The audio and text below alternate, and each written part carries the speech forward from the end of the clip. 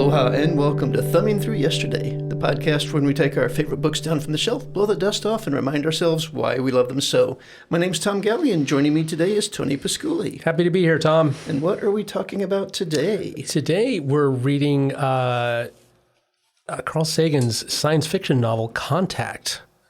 Been a while since I laid eyes on that. So you have read it before? I have read it before. Interesting. So why is this a favorite? This is a favorite because it deals with big ideas. I mean, the biggest, and ideas that I think a lot of science fiction tends to shy away from. A lot of sci-fi tends to avoid the intersection of advanced technology and religion, and this one leans right into it, I think, which is interesting. It definitely does lean heavily into it, yes. Yeah. Cool. I think ultimately, so this is a book about getting a radio message from an alien intelligence, and all the implications of that. What is the alien intelligence? Is it good? Is it bad? Is this a message from God? Is it a message from the devil? What do they want from us? And the book is basically an answer to those questions about whether there is intelligent life out there, what it wants, and what that means for life in general in the universe. Is there a purpose, and is there a God? And if there's a God, what is God's plan? And none of those questions really get answered. Well, one does. There is intelligent life in the universe. Yes. Right? But it's an interesting exploration of those ideas. Yeah. Yeah. I like one of the things I do like about this, at the very, very end, Ellie has her computer just mindlessly scrolling through Pi and stumbles on this little hidden pictogram that there's a picture of a circle buried in the digits of Pi. In base 11, no less. Yeah. Which, I've just got to get this out up front. Do it. Carl Sagan is a bad writer. Interesting. Now, I say that this is literally the only Carl Sagan I have ever read. I think he is a bad writer. Number of things that are pure bullshit in here on the science fiction side of it. And he's ostensibly a scientist who spent much of his life trying to make science accessible to people. I really had a hard time swallowing huge chunks of this because of that. Now, interesting. So break down why he's a bad writer, because I'm not a believer in I try not to be in good and bad writers. I mean, take who's the guy, Steve Brown, that wrote the Da Vinci Code? Dan Brown. Dan Brown wrote the Da Vinci Code. People say, oh, Dan Brown's a terrible writer. And you can pick sentences out of his book and go, those are atrocious sentences. At the same time, he writes really compelling stories that are they're page turners. They're bestsellers for a reason.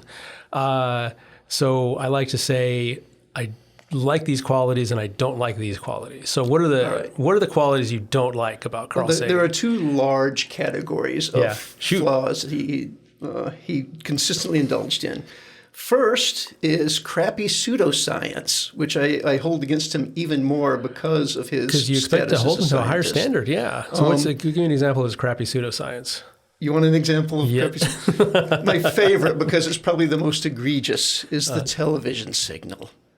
The television signal from the opening ceremony of the 1936 Olympics in Berlin. Interesting. That gets sent back as part of the message that Ellie discovers happens to come in. It happens to wrap up just as she's taking a room full of dignitaries on a tour through her facility.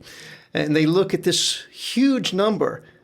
It's in the tens of billions. She goes, oh, it's a product of 3 primes, which they instantaneously factor. And then she intuits they must be XY coordinates plus a temporal coordinate. It probably maps out to be changing pictures. Okay. Ignoring the fact that she could look at a tens of billions of digits number and intuit it's 3 primes and then factor what those 3 primes are, which would have taken probably years with the computing available at the time. Ignoring that. And okay, this overlaps my area of expertise. The television system that they used, the 180-line system, it had a vertical resolution of 180 lines. 180 is not a prime number. It had a temporal resolution of 25 frames per second. 25, not a prime number. Horizontal resolution didn't have a pixel count. It was an analog wave. So maybe that's a prime number.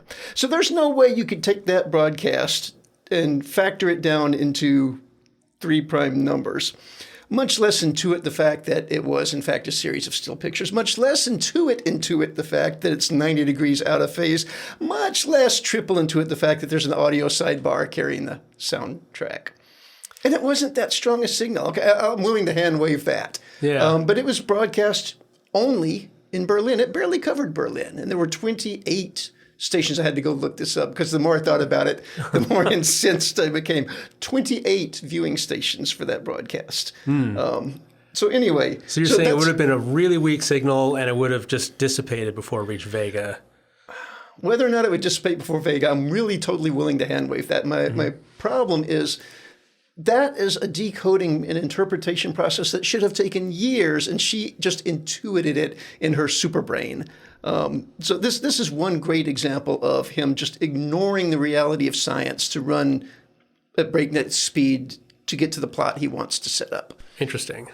Now, I think the idea of 3 primes is great. 3 primes tells you how to decode the message. Getting to those 3 primes is a harder problem. But presumably, if you're dealing with a video signal, then your first 2 primes, if you're looking at a big number, one of the things you're going to try to do with it is factor into primes. And the first 2 numbers, which aren't primes, you pointed out, but let's assume for a second that they are. So they round them a little bit. So rather than the 180 lines, was 181 lines. Yes, right? and it was 29. 9, okay. Yeah. So they rounded it off to make it primes so it could be reassembled. So those are small primes. So it's a relatively easy factoring job once you decide to attack it that way. You're going to get to 29 and 181 really, really fast. So cracking that number is not hard. And I think looking at a 3-dimensional volume that's small number times huge number really suggests the third coordinate is temporal. So I don't have a problem with that. The sloppiness of the 180 and 25 is pretty bad, though. And maybe there's a rounding thing there. I don't know. I didn't catch that. Yeah, it's not the only place where he just runs roughshod. He does a lot of hand waving and yada yada. And it's like, Carl, you're supposed to be a scientist. You should not be yada yadaing this part of it. Either find a convincing way to tell us it's beyond our understanding, and I'll move happily forward, or pull out the magic wand and admit that you're hand waving it. Don't make it sound plausible when it is completely implausible. Now, on the decoding a television signal, I was just reading a comment on Twitter actually, where a guy was complaining. This is Eric S. Raymond is complaining about. He was reading a science fiction novel, maybe this one, where they and he didn't name the novel, but he said it's one of my least favorite tropes in sci-fi is when someone shows up to a planet and he immediately just decodes their television and radio broadcasts. And he says, because even today, even on our planet, we don't broadcast television that way anymore. There was a very limited window in which we did, and now we switched to digital. And digital is highly compressed, and so it's pretty much indistinguishable from noise. That's the goal of compression. Yeah. Plus, in addition to that, we're using we're channel hopping. Yeah, for efficiency. So we're just like boop boop boop boop boop boop boop. So it's really hard to pick up a signal and know, that obviously that must be television, or obviously that must be radio, or even obviously that must be information and not a natural process because it's compressed to hell. The signal's bouncing all over between different bandwidths. It'd be very, very, very hard, even for the super intelligent people in Vega, to pick this up once we get out of that era. So the Hitler broadcast, maybe if it's strong enough, but beyond that, this is just sort of so listening for that sort of thing is a non-starter. Sagan gets around that in this book we pick up a deliberate signal from Vega, which is designed to be decoded. So I cut him some slack there, but those are good points. Yeah. Yeah. Now, I have a second large category he does poorly, but I do want to jump into the Hitler thing. Yeah. I thought they spent so much time agonizing about the fact that the first thing the Vegans heard from us was Hitler. Yeah. And I'm sorry, unless you're an Earthian, that has no context. Yeah. All yeah. they would know is they were seeing pageantry. Yes. Clearly, this was something ceremonial, and there were a lot of people involved in it. There was no baggage attached to Hitler by the time that message got bounced back to us. Because it was 1936. It was 1936. Yeah, it was 10 years before the war ended. Well, I think a lot of people understood that Hitler was heading in a bad direction. But still, us today, Hitler has connotation and baggage. The Vegans would have said, look at this. They're intelligent. Let's repackage it and send it back. Yes. And the message would have been 2/3 of the way here before they're like, that Hitler guy? Yeah. I'm not too sure. Stop the broadcast. Yeah. Cut them off. They're canceled. Yeah. Yeah, someone else pointed out that it wasn't the first broadcast. There were other Olympic Games ceremonies broadcast. Yeah. So why? Yeah, there were stronger signals of other types too that weren't television broadcasts. Yeah. But okay. So here's I'm happy hand waving that because it's a nice irony. It's a good plot point. He really leaned into that. He really leans into the, oh my God, what are we telling the other people about us? Hitler's our representative. So I don't know. I wasn't super excited about that. So the other big bucket of things that I don't like he does is he can't write a consistent character. And I think Ellie is, since she's the one we read the most about, she's also the best example of this. At one moment she's this withdrawn, completely antisocial, nose in the books, super genius, and her only moment of freedom is driving in her sports car. Mm-hmm. In the next moment, she is a completely non-biased and unbelievably well-informed spokesperson, both for religion and science and the bridges between them. In another moment, she is just head over heels in love and completely unable to control herself. She is like 7 different characters, depending on what he wants, what he needs to move the plot forward at a moment. She is nobody, or she's 7. She's got a fantastic case of multiple personalities. But all of the people in there, except for the really far religious nut guy, are inconsistent in that way. They don't have a hill that they stand on to die. And maybe that makes them more advanced, but at least too many things. Yeah. She's too many things. She can't be the person who runs away to listen to a single satellite receiver because she doesn't want to be around the 2 other people in the control room, and yet be the same person that sits in a room full of religious leaders and very calmly and rationally discusses how their faith can actually work with science without letting them get under her skin. Yeah. Have you seen the movie? I have. I have. I tried to watch it again in preparation for this, and I just wasn't into it. But so it's been a while for me. They have changed. I haven't gone back to the movie, and I doubt that I will. But in my mind, I'm looking at the number of things that they changed, presumably to give Ellie a more significant role. And I think they just did a terrible job. I think they made awful choices in what they sacrificed. Again, I haven't gone back to the movie, so I don't know, but I remember, and one of the things I was disappointed about in the reread of this book is I remember Sagan being much more generous with religion than comes across to me in this. And maybe that's from the movie. Maybe it's me conflating the movie and the book. Here I thought she was presented as trying to be understanding and was not particularly understanding of religion.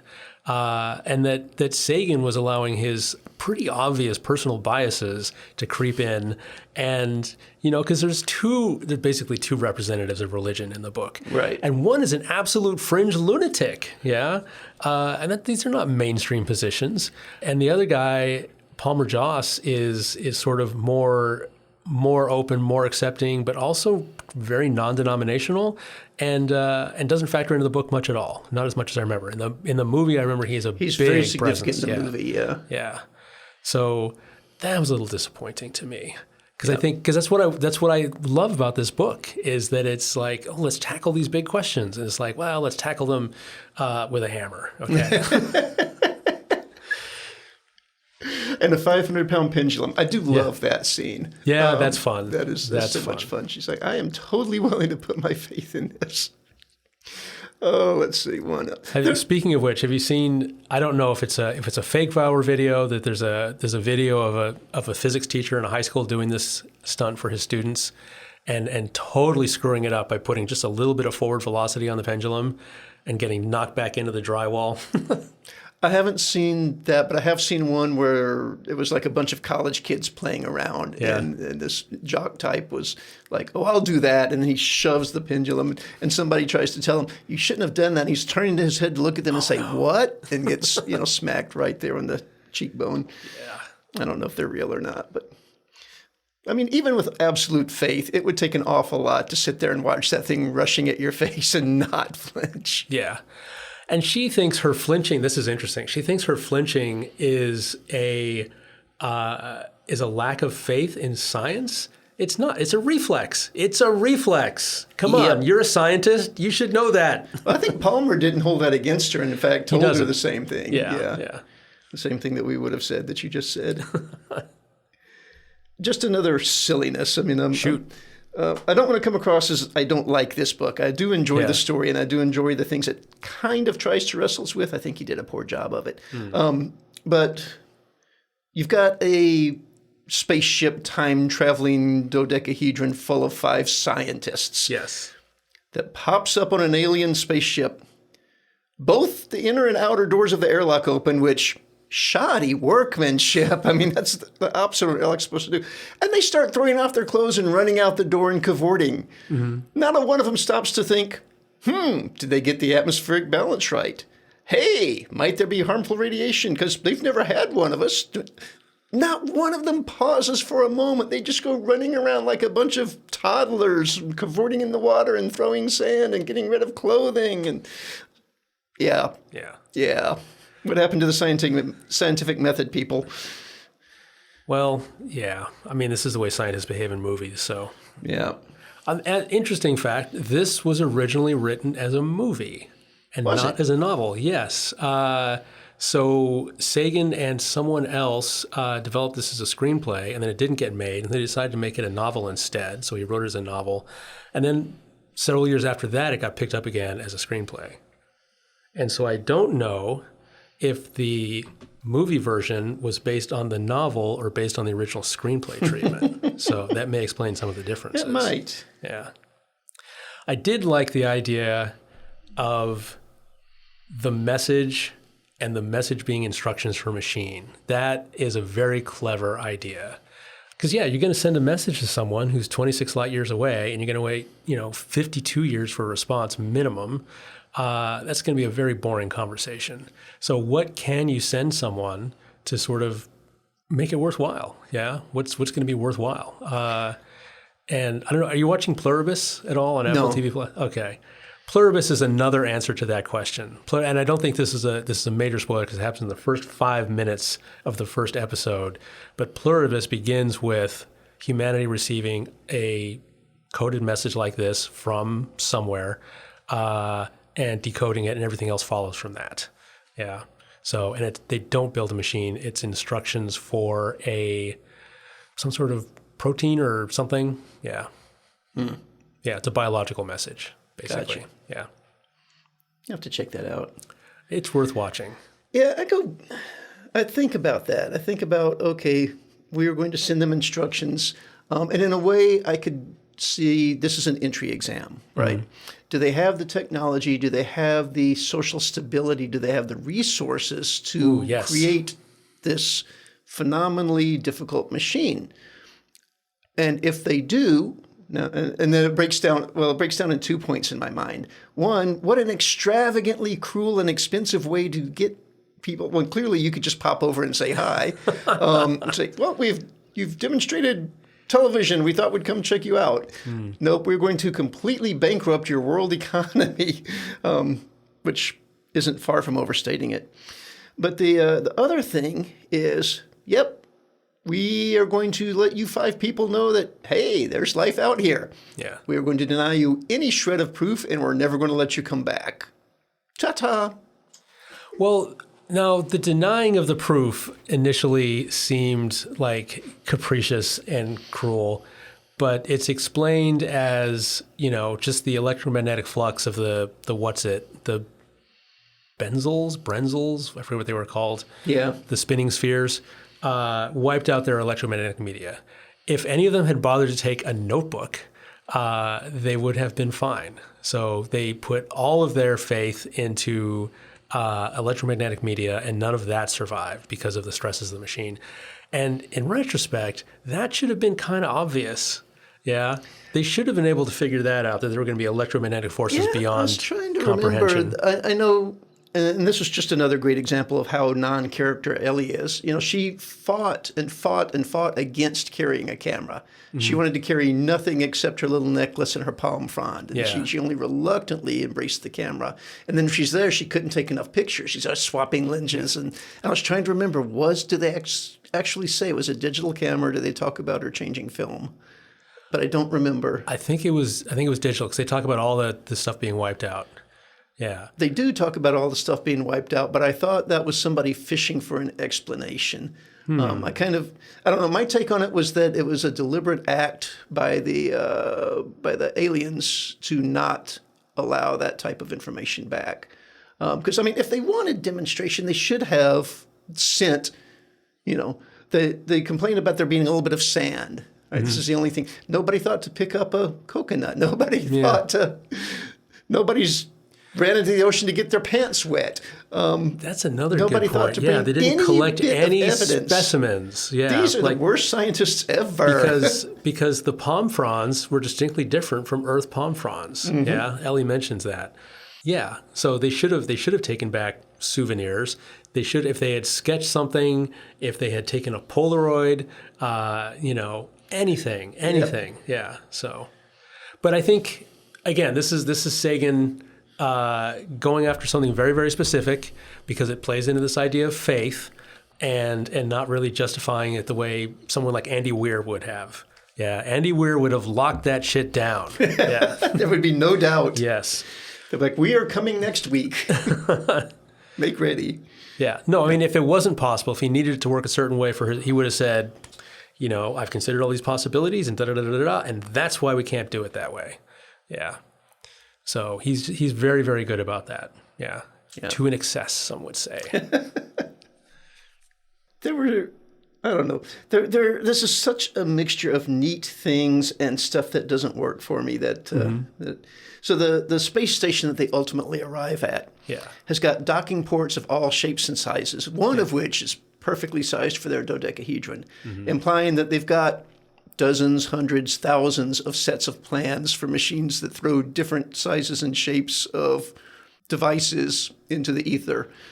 And I could see scaling it for size or shape of the people that might be using it, but it seems like there should be some uniformity there. If you have to have something to go through these temporal subspace portal wormhole thingies, can it really be triangular and dodecahedron and cubical and all these other shapes? That's a good point. The dodecahedron seemed to suggest something was special about that shape. Yes. It is close to a sphere, which is nice. Although an icosahedron would have been even nicer, and it also is made of triangles. Mm-hmm. I think he wanted to work in that little tidbit about how it was the early Platonists considered it like a magical object and kept it a secret. Yeah, the regular dodecahedron when they discovered it. I think that was his whole angle on it. I just had to work that into something, and it didn't fit in his. Because I would have gone with icosahedron personally if I were the aliens. Triangles are much more stable than pentagons, but I took that space station docking because this is a couple of jumps in, right? Yeah, they travel through several wormholes. Yeah, so I thought those were not just for people who were picking up radio signals, because the radio signals were all coming from Vega. Right. Yeah. I thought that was for anybody who was just doing any sort of commerce at all. So people may have developed independent spaceflight. Some of them may not even be traveling through wormholes to get to that place. They may have just been in the local neighborhood. Yeah. So in which case you'd expect a much more diversity of ships.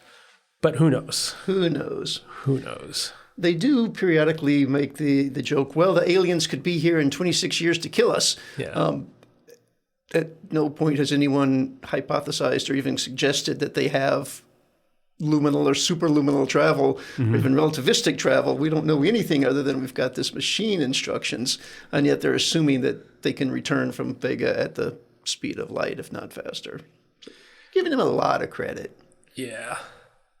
Which turns out to be not unmerited. Here's a clunker for me. They're talking about prime numbers. Let's see if I can find this one. Here's speaking of clunky writing, interdigitated. Did you run across that? I actually have that highlighted. I just scrolled past it. Which I had to look up to confirm that it means what I think it means. It means when you weave your fingers together, which he uses as a metaphor for weaving two things together, in which case you don't need to involve the fingers and this horrible interdigitated word. You could just say woven together, Carl. Anyway, that just jumped out at me as particularly clunky.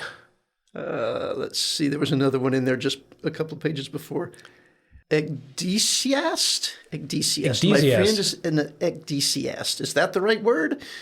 That's a word. That's in the text. The guy uses it and asks, is that the right word? Yeah. And I had to go to the glossary to find out, well, is it a word? What does it mean? That's like a super hedonist, right?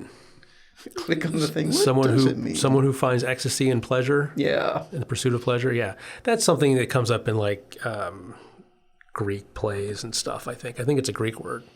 All right. Here's my who is this even who's talking here? Ellie. This is Ellie saying this.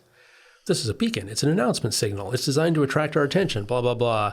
But prime numbers are very specific, very artificial. No even number is prime, for example, Ellie, our scientist protagonist, says. I'm like, what? Okay, let's start at the list. What's the first two prime numbers?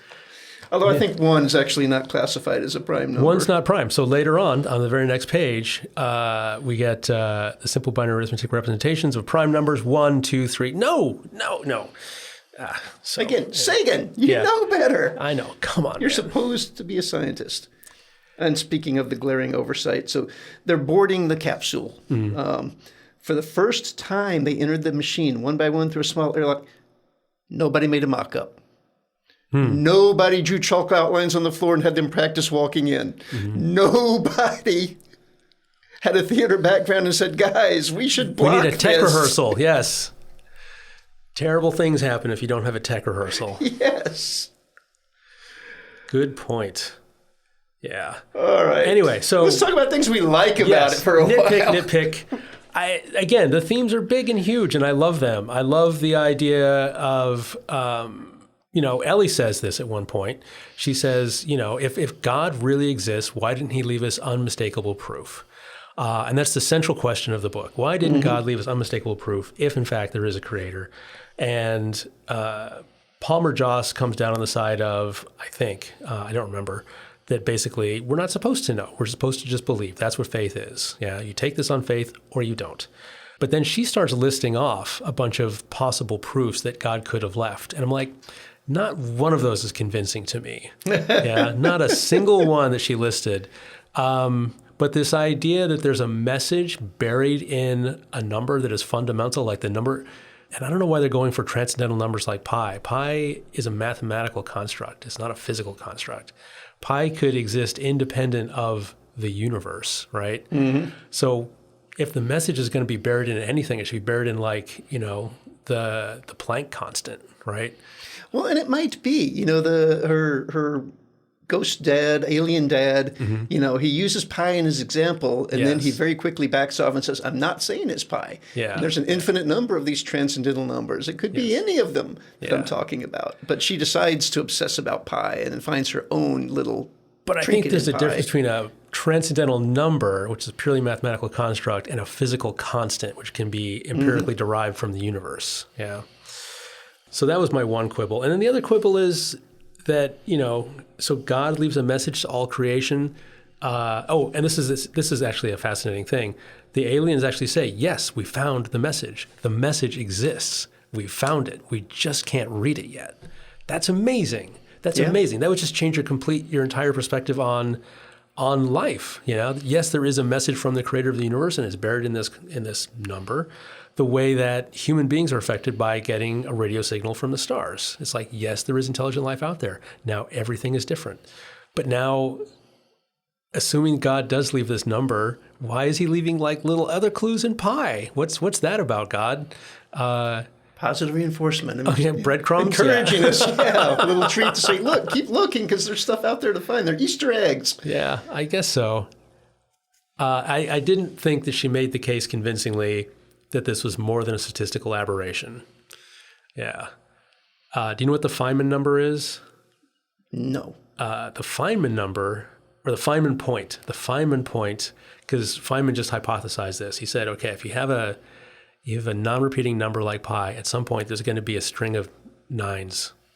Right. And then it's going to break. It's like, and at some point, the Feynman point is where you have 9 nines in a row or something like that. And he just threw this out there in conversation. Then someone went and looked for it and found it. Yeah, so that's now considered the Feynman point in pi. Eventually, yeah, you're going to have a circle in base whatever. If you look hard enough for, I mean, because she didn't have a all right, when you're doing scientific research, you have to pre-register your hypothesis. You have to say, this is what I'm looking for. Right. She doesn't do that. She's just looking for something. And she finds a circle in base 11. Why is that significant? If she found a square in base 9, she would have found that significant, right? Well, I mean, that I think would have been puzzling in that you're looking at pi, which is all about circles. Yeah, yes. So if you found a square while you were dissecting pi, it's, that whole round peg in the square hole. But wait, what? So Yeah. I don't know. I kind of like the idea that she found a circle in pi. It's obvious why Sagan did that. I'm saying that Ellie, this character as she's been presented to us, could have found, for instance, a graphical representation of the Greek letter pi and gone, oh my God, this is it. This is proof. Yeah, that would have been pretty obvious. Yeah, but it's like the infinite monkeys thing. Eventually you're going to get Shakespeare. It's going to take a long, long, long, long time, but eventually you will, Yeah. So I just think you need to make that case a little more strongly that this is somehow statistically significant. I don't think they did. I kind of like the fact that the highly super advanced aliens who allowed us to contact them weren't actually the top of the food chain because they didn't build the wormholes. Oh, yes. And they didn't know who built the wormholes. They developed to a point where they discovered that there were wormholes and they've been using them, but they don't know where they came from. So those people probably knew how to read the message. Yeah. That's a nice little tidbit. I love that sort of thing where, I mean, this is like getting back to Marooned in Real Time. Yeah. Mm-hmm. That, there's some people and they discovered something and then they just left. They just went away. It's like, what do they know? What did they find out? Yeah. Yeah, that's amazing. That's great. That was a great bit. Yeah. I don't know. It's kind of a trope that there was an even bigger, even badder, even smarter group and they're gone. Yeah. But slavers in Star Trek, or not Star Trek and Larry Niven's Known Space. I'm sure I could come up with other examples, but our audience probably knows them all by now. The Markovians in the Midnight at the Well of Souls books, yeah. Although we know what happened to them, yeah. Yeah, anyway, I don't know. Okay, I have one more quibble one more quibble, because this is a big one. It's not even a quibble. It's just like they're talking about Christianity and its relevance to what she's talking about. And she goes, hey, now I'm a Christian, and that's not what I believe at all. Da, da, da, da, da, da, da. And I'm like, whoa, wait a second. What did I miss? She's not a Christian. Yeah, that's one of those came out of left field. Yeah. At no point up to that had she in any way hinted Christianity was in her belief system. Yeah, I'm a Christian, and you don't speak for me. You've trapped yourself in some sort of 5th century religious mania. Since then, the Renaissance has happened, the Enlightenment has happened. Where have you been? And then we find out on the 3 pages later, I'm a Christian in the sense that I find Jesus Christ to be an admirable historical figure. What the That's not what Christian means. Come on. Yep. So, okay. Yes. He covered her earlier gaffe, which was alarming and just jarred me right out of the story. So like, am I reading the same book that I thought I was reading? This is crazy. And then that's just that's offensive. Honestly, that's crazy. Yeah. That is not a valid interpretation of the word. Yeah. Just another, oops, I lost it. There we go. Just another great example of not great writing here. This is after she's had the little conference with the first time she's had a conference with the 2 religious leaders, and she's talking her way down with Derheer, is the guys, and she says, that Palmer Joss is a very attractive man. I don't think I did much to convert him, but I'll tell you, he almost converted me. And then they close the quotes, and he throws in the line, she was joking, of course. If you have to tell us she was joking. Yes. If you have to explain the joke, it's not a joke. I think I took that not as that's not his bad writing in terms of having to explain the joke. That's his bad writing in just to be clear, none of us believe this religious nonsense, right? Yeah. That's just these little digs. And it's fine. It's fine to be an atheist. It's fine to be agnostic. It's fine to be a skeptic. It's irritating to say, I'm going to take a good faith examination of this thorny question and then make these little digs on the side. Yeah. That I found annoying. Yeah. Sidebar here. There's an amazing book, which I haven't read in a long time, so maybe it's not that amazing, but I found it fascinating at the time, that kind of ties into this. Also written by a physicist, but it's non-fiction, supposedly. It's very speculative, though. And it is called The Physics of Immortality. Okay. I think I've heard of this. I may have talked about it before.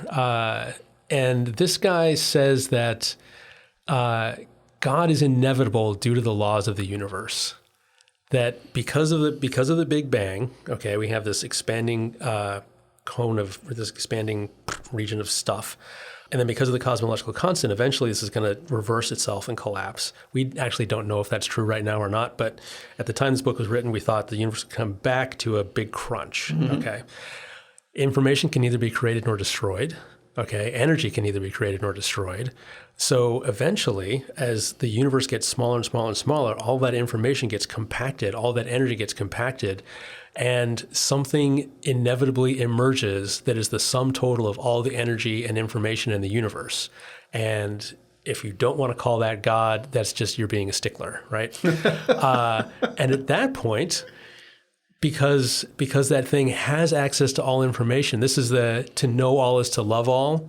At that point, because you know everything, you love everything, and you would just, by nature of your being, resurrect everyone in some sort of immortal form to enjoy the very, very end of the universe, which would basically stretch in time for eternity as it slowly goes back to a point. I thought you were going to say that you would, explode again to give everyone another round. That's not what he says. Yeah, Gotcha. It's been a while since I've read this book. Yeah. So that sounds intriguing. I'm going to have to dig that one up, too. It's interesting. It's an interesting idea. Yeah. It is. It kind of reminds me a little bit of Stranger in a Strange Land, the whole thou art God. Just believing that everyone, although I don't think that's unique to them. I think that's kind of I'm Buddhist amazed we haven't done Stranger in a Strange Land yet. I keep waiting for you to pick it, and you keep waiting for me to pick it. No, I just read, now we're going off on a Heinlein tangent. I just read Red Planet. Have you read Red Planet? It's one of his juveniles. I don't think that I have, no. It's he lays out sort of the Martians as just a backdrop to this juvenile adventure on Mars. So that made me think about Stranger in a Strange Land again. Yeah, who knows? Maybe maybe next month. It could happen. So for all of my nitpicking and for all of the things that made me want to set Carl down and give him a good talking to, I enjoyed the story. I like this idea. I like the idea that we're not alone in the universe. I like the idea that he felt there was enough optimism that, yes, Earth as a planet could get together and get behind this endeavor. And It takes us 3 times to get it right. Yeah. And yet we persevere. But and then, of course, we screwed up at the end, but that's all right. We did it. We put aside, millennia of differences and bloodshed and differing philosophies, and we did it. And I think that's just an incredibly optimistic position to take. This is exactly what I want from a science fiction novel. I think this one is a little overwritten, and so it works best on a first read because the value here is the ideas. And these are big, big ideas. This is what I want from my science fiction. I want big ideas. I want characters earnestly wrestling with big ideas and having conflict over the ideas themselves and not over the fact that one of them works for an evil corporation. That's boring. It doesn't ever dissolve into an action movie at any point. There's no ray guns. There's no dinosaurs. It's just, this is what science fiction should be. And yet the treatment of it here just wears a little every time I read it. It's just a little bit less because the ideas are the same. It's like, yes, I knew that. And the actual implementation of the characters that are wrestling with the ideas is less satisfying. I think absolutely, if you haven't read this book, absolutely go out and get it and read it. But maybe it won't be a favorite that you read every 10 years. Yeah. So. And I'm not going to endorse the movie. I mean, it wasn't awful, but I just have no intention of seeing it a second time, and that's Yeah. just based on memories that have got to be 15 years old. Yeah, no, it's Pass on the movie. Pass on the movie. Pass on the movie.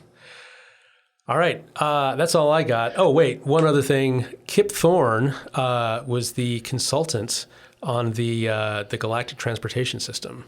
And he is famous as a black hole scientist. He wrote one of the classic textbooks in the genre, Meisner, Thorne, and Wheeler. If you talk to any physicist and you say Meisner, Thorne, and Wheeler, they go, oh, yes, I've got a copy on my shelf.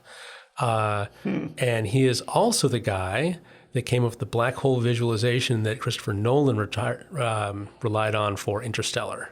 Okay. So, yeah. It makes his science faux pas even less forgivable. Yeah. Anyway, so that's it. That's it for Contact. What's next? What do we have coming up? I want to revisit something again from the Wayback Machine, Flowers for Algernon by Daniel Keyes. Amazing. One of my favorite stories of all time. Haven't read the book. All right. Well, we will see you in 2 weeks. See you in 2 weeks.